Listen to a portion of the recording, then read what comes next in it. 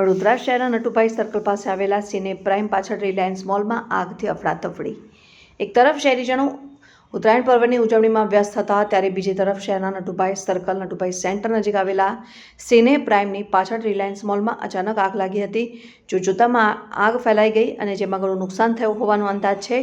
ઘટનાની જાણ થતાં ફાયર બ્રિગેડની ટીમે સ્નોર-સ્કેલ ફાયર ગાડીની મદદથી ભારે જહેમત બાદ આગ પર કાબૂ મેળવ્યો હતો। સદનસીબે નજીકમાં જ પેટ્રોલ પંપ પણ હતો, જ્યાં પેટ્રોલ ભરેલું ટેન્કર હતું, પરંતુ ડ્રાઈવર ન હતો। જો થોડીક પણ ચૂક થઈ હોત તો મોટી દુર્ઘટના સર્જાઈ શકત, પરંતુ વડીવાડી ફાયર બ્રિગેડના હિતેન્દ્ર સિંઘે ચાવી લઈ પેટ્રોલ ટેન્કરને સુરક્ષિત ખસેડતા મોટી હોનારત થતાં બચી હતી। આગ લાગવાનું પ્રાથમિક કારણ શોર્ટ સર્કિટ હોવાનું મનાય છે, જોકે ચોક્કસ કારણ હજી સુધી જાણી શકાયું નથી। ભાઈ, શું ઘટના થઈ હતી અને તમે કેવી રીતે બચાવી લોકોની જીવ?